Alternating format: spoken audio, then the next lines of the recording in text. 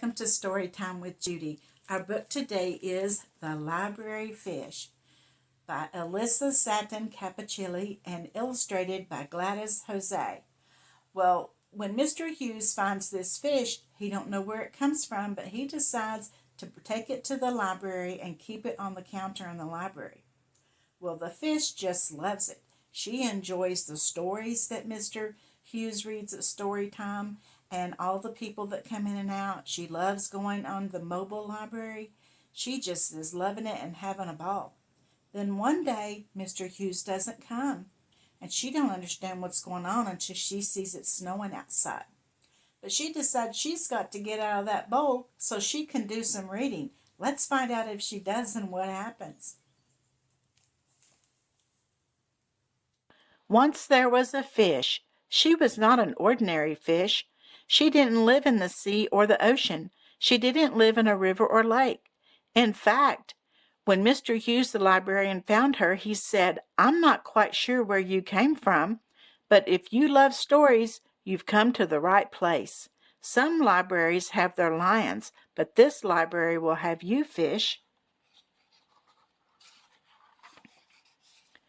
Hard as it might be to believe, Mr. Hughes was sure the fish wiggled her tail. She may have even smiled. From that day on, she was known as Library Fish. She made her home on the desk of Mr. Hughes. It was the perfect place to welcome all the visitors to the library. From where she sat, Library Fish could check out each book that was borrowed and returned. Library Fish quickly grew to love story time. Mr. Hughes read stories that made her laugh out loud. He read poems that filled her with wonder. Mr. Hughes read in a bold voice. He read in a whisper. Library Fish met characters who were brave and kind, while others were daring, shy, or inventive. Library Fish learned about distant planets she might visit one day. Of course, Library Fish enjoyed outing too. She loved days spent on the bookmobile. Winding through the busy streets, Library Fish could feel the excitement of the crowd awaiting their arrival. "I need a long book for the road. Poetry, please. I want an adventure. Any books about puppies? What's the latest in the Wizzy Wizard series?" Mr. Hughes made sure everyone found just the right book. He always chose something wonderful to read aloud, too. Hard as it might be to believe, Library Fish was certain the bookmobile enjoyed a good story as much as she did. She could feel his engine rumble with joy. "Are there any new graphic novels? I think meerkats are cool. I'm just learning to read." One morning, Library Fish woke bright and early. She waited for Mr. Hughes to arrive with his usual "Good morning, Library Fish." She waited and waited, but the library doors remained closed. Where could Mr. Hughes be? Library Fish looked out over the shelves, every book set patiently in its place. She looked out of the long windows. Could it be? There, for as far as she could see, was snow, thick snow, falling faster and harder than Library Fish had ever seen before. It reminded her of a story Mr. Hughes read, where snow fell so high and wide it made city streets come to a stop. Could snow make the library come to a stop too? Library Fish swam around her bowl. She hummed a tune. She did some fancy spins. The snow kept falling. The library grew quieter and quieter. There was only one thing to do. "The library may be closed on the outside," said Library Fish, "but it's always open to the inside. There's a story waiting for me. I just have to find it." Library Fish jumped. She leaped. She wiggled. She didn't get far at all. "Humph," she said. Library Fish remembered the story of Magic Beanstalk. She reached and stretched.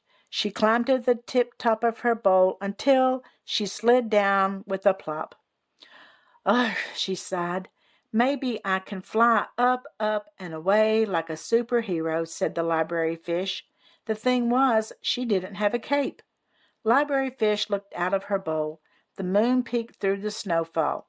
"That's it," said Library Fish. "If a rocket ship can soar to the moon, maybe I can." 5, 4, 3, 2, 1, blast off, she shouted.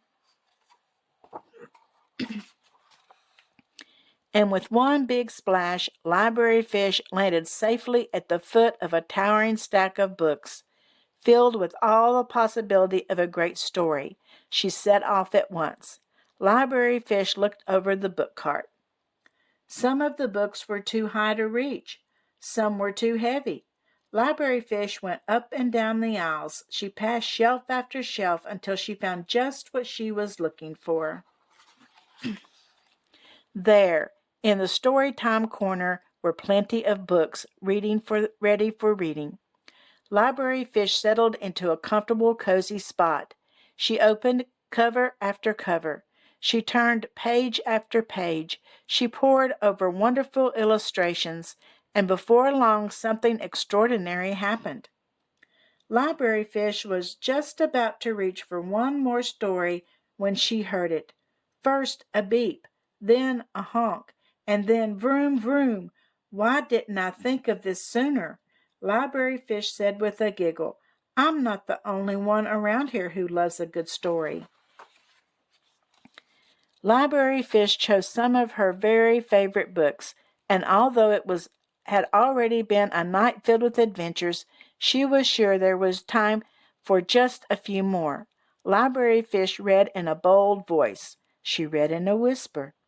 She read until she laughed out loud. She read until she felt Bookmobile's engine rumble with joy. And before long, something extraordinary happened again.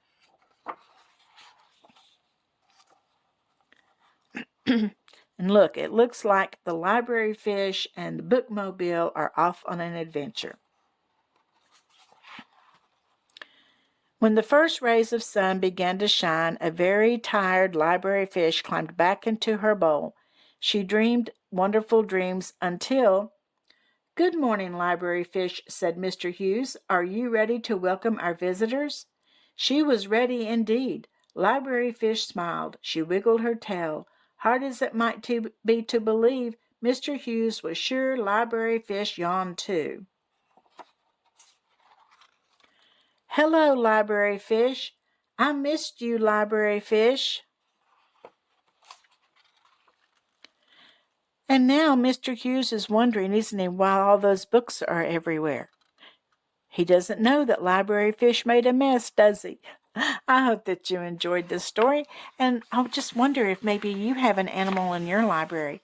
Our library has a parrot, and it talks to you, and it's in the children's section, and it's really a delight to watch him.